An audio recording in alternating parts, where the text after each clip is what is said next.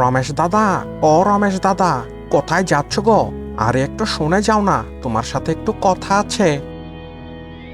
তা কিরে নগেন, এই বৃষ্টি বাদলের দিনে তুই এই গাছের তলায় কি করছিস?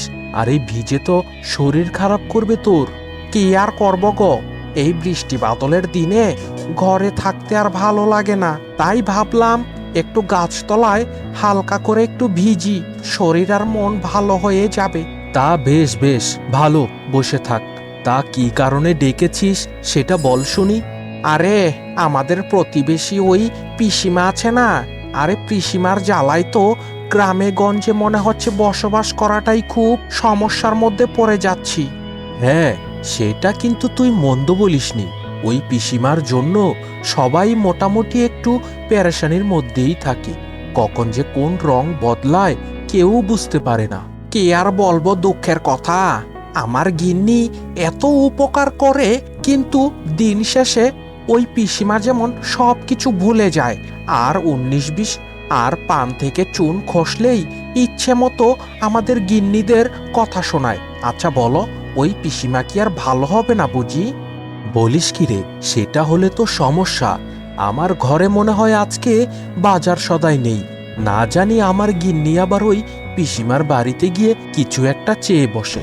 তখন যদি ওই পিসিমা উল্টোপাল্টা বলে দেয়, তখন তো আমার গিন্নির মনটা খারাপ হয়ে যাবে।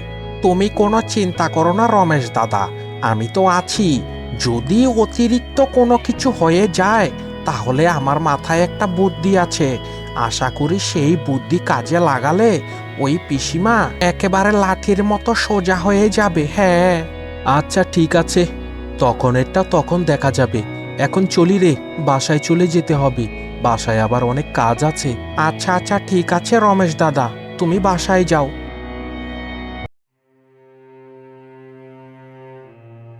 পিসিমা, ও পিসিমা, এই বৃষ্টি বাদলের দিনে ঘরে বসে বসে কি করছো? কেন, তুই কি দেখতে পাস না বুঝি? কালা নাকি? দেখতেই তো পাচ্ছিস, বটি দিয়ে শাকগুলো কুটছি। আহা পিসিমা, তুমি কেন শুধু শুধু রাগ করছো? আরে এই বৃষ্টি বাদলের দিনে আমার স্বামী তো ওই বাহিরে গিয়েছে, একটা সাহায্যের জন্য তোমার কাছে এসেছি। ওলে বাবা রে বাবা, বলে কি সাহায্য লাগবে এই ঝড় তুফানের দিনে? এ তুমি কেমন কথা বললে গো পিসিমা? আমরা একই পাড়ায় বসবাস করি, তুমিও তো আমাদের থেকে সাহায্য নাও, তাই তো বিপদে পড়ে তোমার কাছে এসেছি। আচ্ছা বুঝতে পেরেছি, তা তুই কি কারণে আমার কাছে এসেছিস সেটা বল। পিসিমা, মানে হয়েছে কি, আমাদের ঘরে ওই তেল নেই বুঝেছো। আমাকে যদি 2 মোটকা তেল দিতে, তাহলে আমি ওই ডিমবাজি করে মেয়েটাকে নিয়ে কটা ভাত খেতাম আর কি। না না না, নিজের খেয়ে পাড়া প্রতিবেশের মোষ চড়াতে পারবো না আমি। ওই 2 মোটকা তেল দিতে আমি পারবো না। বর্তমানে টাকা পয়সা কামাই করতে খুব কষ্ট, তোরা কি ওগুলো বুঝবি নাকি? সংসারে অনটন দেখা দিলেই এই বুড়িটার কাছে এসে যাস। না না না, আজ থেকে কাউকে আমি সাহায্য করব না, এই আমার শেষ কথা। এটা তুমি কোনো কথা বললে পিসিমা? গতকালকেও তো আমার কাছ থেকে গিয়ে 2 সের চাল নিয়ে এসেছো। কই, আমি কি তোমাকে কিছু বলেছি বলো? আরে রাখ তোর 2 সের চাল। বিপদে পড়ে যে আমার কাছ থেকে কত কিছু নিয়েছিস, সেটার কোনো হিসেব কি তোর কাছ থেকেই আমি চেয়েছি নাকি? এখন ওই সব তেল আমি দিতে পারবো না বাবু। যা যা, এখন সোজা নিজের রাস্তা দেখ। দেখো পিসিমা, তুমি কিন্তু আগের চাইতে এখন অনেক খারাপ হয়ে গিয়েছো। শোনো, আজকে আমি বিপদে পড়ে যেমন তোমার কাছে এসেছি, তুমিও কিন্তু ঠিক একদিন বিপদে পড়ে আমাদের কাছে যেতে হবে। তখন এসব কথা মাথায় রেখো বলে দিলাম। কি বললি তুই? এত বড় কথা আমার সামনে বলতে পারলি? ঘরে অভাব অনটন, কিন্তু মুখে বড় বড় বুলি ছুটছিস দেখছি। যা, বেরিয়ে যা, ঘর থেকে বেরিয়ে যা বলছি, পোড়ামুখী কোথাকার।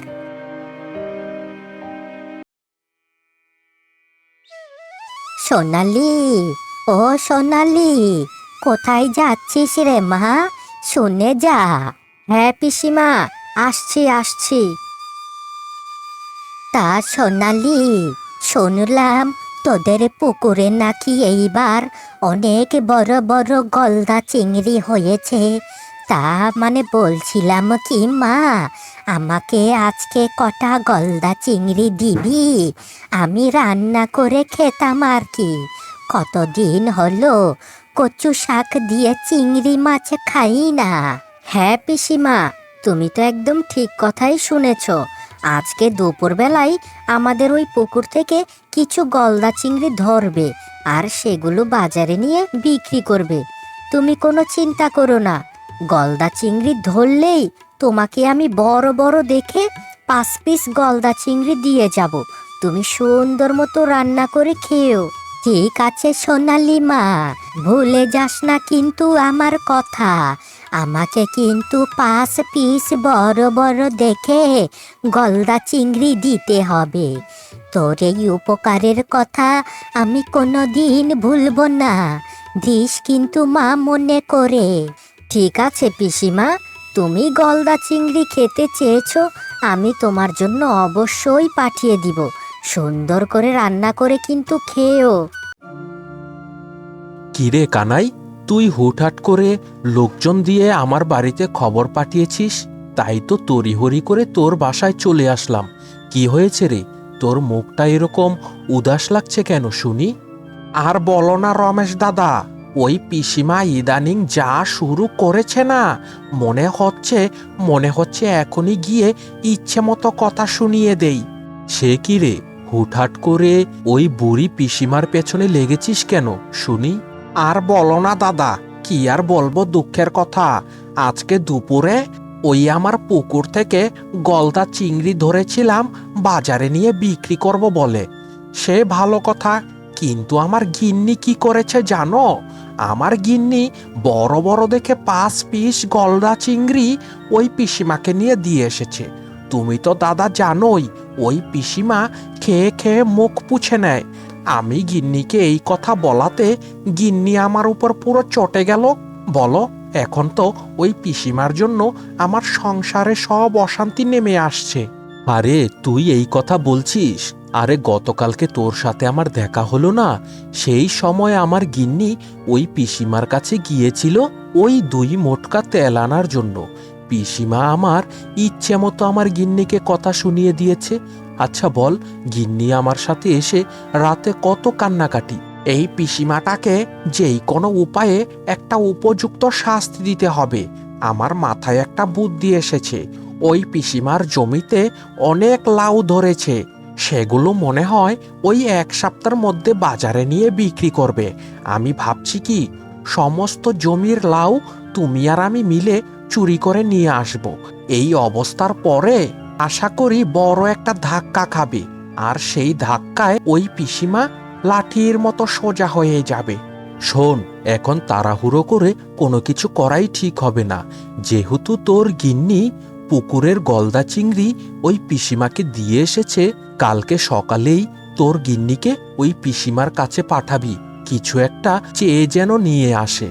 তখন যদি পিসিমা তোর গিন্নির সাথে খারাপ আচরণ করে, তখন তোর গিন্নি বুঝতে পারবে যে এই পিসিমা কিরকম। তারপর না হয় ওই জমির সমস্ত লাউ আমরা চুরি করে নিয়ে আসব। ঠিক আছে দাদা, তোমার কথাই রইল তাহলে। তা কিরে সোনালি, এত সকাল সকাল ঝড় বৃষ্টির মধ্যে হঠাৎ করে আমার বাসায় আসলি যে? হয়েছে কি পিসিমা, মানে আমি একটু সমস্যার মধ্যে পড়ে গেছি, তাই আর কি তোমার কাছে এসেছি। একটু সাহায্য করো না পিসিমা। তা কি এমন সাহায্য শুনি? মানে হয়েছে কি পিসিমা, আমার ঘরে আজকে নুন নেই। মাংস রান্না করেছি তো, কিন্তু এখন ওই নুন লাগবে। তাই তো অল্প একটু নুনের জন্য তোমার কাছে এসেছি। দাও না গো পিসিমা, 1 বাটি নুন দাও। ওরে বাবারি বাবা, এই মেয়ে বলে কি!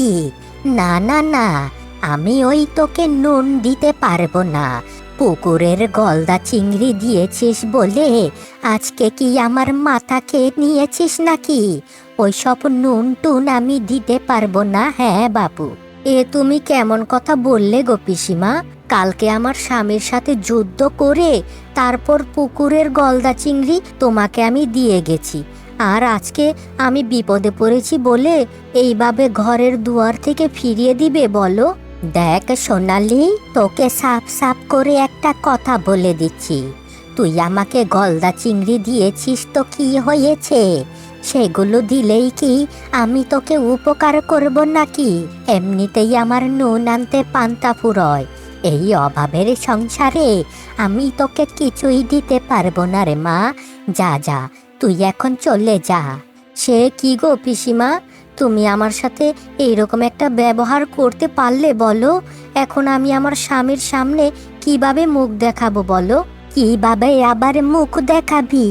আঁচল দিয়ে মুখটা ঢেকে রাখবি, তাহলেই হবে। এখন যা তো, মাথা গরম করিস না, নয়তো গালাগাল করব কিন্তু। দূর হয়ে যা আমার চোখের সামনে থেকে, এখনই দূর হয়ে যা।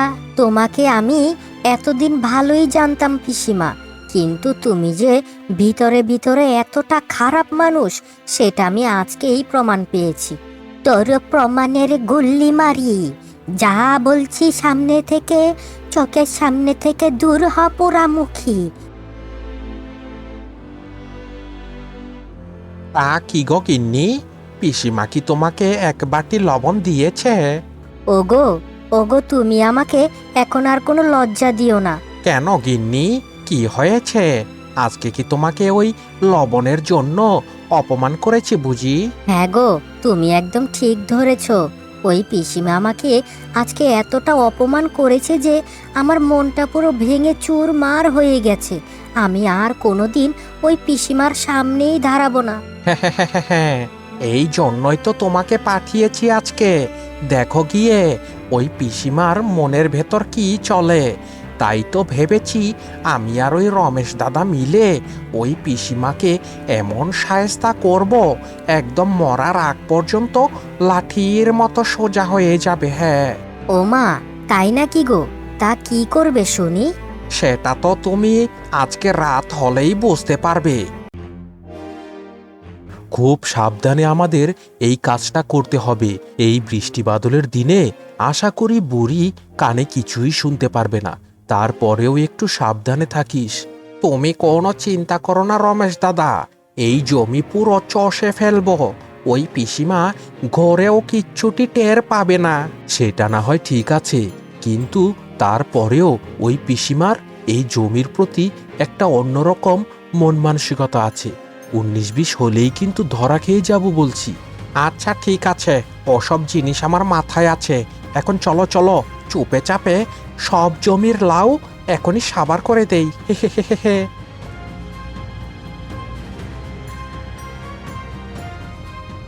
এই তো সব লাউ তোলা শেষ হয়ে গিয়েছে। এখন চল চল, তাড়াতাড়ি বাড়ির দিকে রওনা দেই। হ্যাঁ অবশ্যই, তাড়াতাড়ি চলো।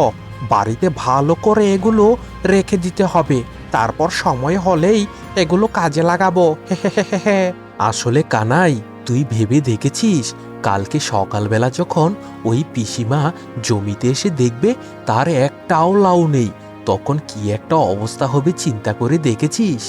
হ্যাঁ গো দাদা, সেই কথা চোখের সামনে ভাসছে আর মনে মনে শুধু খিলখিলিয়ে হাসছি। হা হা হা হা। ওহো, বুড়ো বয়স হয়ে গেছে, তাই তো এত সকালে সকালে উঠতে পারি না। যাই, জমিটাতে গিয়ে লাউগুলো একটু দেখে আসি। ওরে বাবা রে, ওরে মা রে, আরে পড়ে গেছি রে, কোমরটা মনে হয় ভেঙে গেছে। কে কোথায় আছিস? বাঁচা, বাঁচা, আমাকে বাঁচা। আরে পিসিমা, পিসিমা কি হয়েছে? এখানে পড়ে আছো কেন? আরে বাবা রমেশ, এখানে দাঁড়িয়ে থাকিস না, আমাকে ওঠা। আরে কোমরে খুব ব্যথা পেয়েছি রে বাবা। আরে হ্যাঁ হ্যাঁ হ্যাঁ, এই নাও আমার হাতটা ধরে ওঠো। ওরে বাবা রে, কোমরটা মনে হয় আমার ভেঙে গেছে রে বাবা, দাঁড়াতেও ঠিক মতো পারছি না। আহা, দেখতেই তো পারছো আসমানের অবস্থাটা খুব খারাপ। এরপর তুমি এই রাস্তা দিয়ে কোথায় যাচ্ছ শুনি?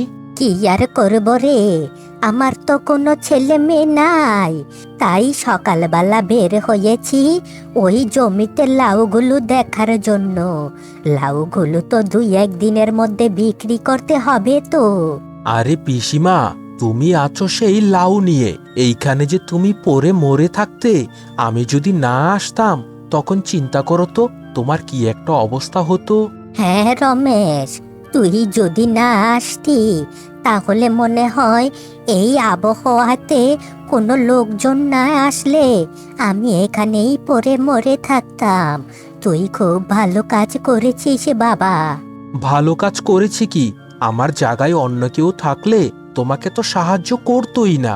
তুমি মানুষের পেছনে যেইভাবে লেগেছো, মানুষের থেকে সাহায্য নাও ঠিকই, কিন্তু কাউকে কোনো উপকার করো না। এই জন্যই তো তোমাকে কেউ দেখতে পারে না। হ্যাঁ বাবা, তুই তো ঠিক কথাই বলেছিস। এই কান মলছি, আমি আর কখনো কারো ক্ষতি চাইব না, সবাইকে সমহারে সাহায্য করব। এই তো, এতক্ষণে তুমি একটা ঠিক কথা বলেছ। শোনো, তোমারও বয়স হয়ে গিয়েছে, ছেলে মেয়ে নাই, কখন যে কোন বিপদ হয়ে যায় কে জানে। একটা বিপদে পড়লে তো সবার আগে পাড়া প্রতিবেশীরাই তোমাকে সাহায্য করতে আসবে। তোর কথাটা আমার মনে লেগে গেছে। সামনের 2-1 দিনের মধ্যে লাউগুলো তুলে সেই টাকা দিয়ে সব পাড়া প্রতিবেশীদেরকে আমি আমার বাড়িতে ভোজ খাওয়াবো। সবাইকে আমি কাছে ডেকে আনবো, কারো সাথেই আমি খারাপ আচরণ করব না। এখন আমি ওই জমিতে যাই, যা তুই তোর কাজে যা। হায় হায় হায়, কে আমার এত বড় সর্বনাশ করলো? আমার এত বড় সর্বনাশ কে করলো? জমির সব লাউ এক রাতেই চুরি করে নিয়ে গেল। হায় হায় হায়। আরে পিসিমা, তুমি এখানে দাঁড়িয়ে দাঁড়িয়ে কান্না করছো কেন? কি হয়েছে পিসিমা, আমাকে বলো। দেখ মা দেখ, কোন শয়তানরা যেন গতকাল রাতে এসে আমার সমস্ত জমির লাউ চুরি করে নিয়ে গেছে। আমি কার এত বড় ক্ষতি করেছি যে আমাকে তারা এত বড় ক্ষতির মধ্যে ফেললো? এখন আমার সংসারে কিভাবে চলবে রে মা? হায় হায় রে, কারা যে এই সমস্ত ক্ষতিগুলো তোমার করলো কে জানে। কি আর বলবো রে মা, ভেবেছিলাম আমি আর কারো সাথে খারাপ আচরণ করব না, এই লাউগুলো বিক্রি করে সেই টাকা দিয়ে পাড়া প্রতিবেশী সবাইকে নিয়ে ভোজের আয়োজন করব। তাই বলে কি গতকাল রাতে এই বড় একটা ক্ষতি হয়ে যাবে? আমি তো সেটা ভাবতেও পারিনি রে মা। তুমি কোনো চিন্তা করো না পিসিমা, দেখবে উপরওয়ালা যা করে ভালোর জন্যই করে। সেটাই যেন হয় রে মা, সেটাই যেন হয়। কি গো পিসিমা, আমার গিন্নি বলল তোমার জমির সমস্ত লাউ নাকি গতকাল কারা চুরি করে নিয়ে গেছে। আরে বাবা, দুঃখের কথা আর কি বলবো, ভালো হয়ে গেছি বলে এত বড় একটা শাস্তি পেতে হলো আমাকে। তুই বাবা মাঝে মাঝে আমাকে এসে দেখে যাস, আমার মনটা ভালো নেই বাবা, কখনো যেন ঠাস করে উপরে চলে যায়। ঠিক আছে পিসিমা, তুমি কোনো চিন্তা করো না, আমি তোমার ওই সমস্ত লাউ আগামীকালকের মধ্যেই ফিরিয়ে আনার চেষ্টা করব। তুমি কোনো চিন্তা করো না। হ্যাঁ বাবা, দেখ কি করা যায়। আর একটা কথা শোন, তোর গিন্নিকে আমি ওই দিন তেলের জন্য অনেক অপমান করেছিলাম, তোর গিন্নিকে বলিস আমাকে যেন ক্ষমা করে দেয়। আরে পিসিমা, আমার গিন্নি ও সমস্ত কথা মাথায় নেয় না। ঠিক আছে, তারপরেও আমি আমার গিন্নিকে বলবো। এখন তুমি ঘরে যাও, কটা খেয়ে শুয়ে পড়ো, আমি আবার সন্ধ্যার আগে এসে তোমাকে দেখে যাব।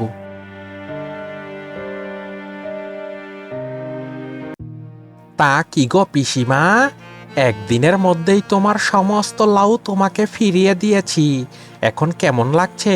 শরীর আর মন কি ভালো লাগছে বুঝি? হ্যাঁ রে বাবা কানাই, এখন আমার মন আর শরীর দুটোই ভালো লাগছে। কিন্তু তোরা যে শিক্ষা দেওয়ার জন্য আমার সাথে এই রকম একটা কাজ করবি, আমি তো সেটা কল্পনাতেও ভাবতে পারিনি বাবা। হ্যাঁ পিসিমা, যদি এইরকম কাজটা না করতাম তাহলে তো তুমি আর সোজা হতে না। হ্যাঁ রে কানাই, একদম ঠিক কথাই বলেছিস। উপরওয়ালা যা করে ভালোর জন্যই করে। আজকে আমরা যেই একটা পরীক্ষা নিয়েছি, পরীক্ষায় তো পিসিমা পাশ করে ফেলেছে। তাই তো সবাইকে নিয়ে এখন বোঝ খাচ্ছি। ঠিক বলেছিস বাবা, তোদের জন্যই মরার আগ পর্যন্ত ভালো হয়ে থাকবো। হ্যাঁ পিসিমা, আমরা তো তোমার মতোই একটা পিসিমা চেয়েছিলাম, যে সুখে দুঃখে সব সময় আমাদের সাথে মিলেমিশে থাকতে পারবে। এখন সবাই কথা না বলে খাওয়া শুরু করো তো।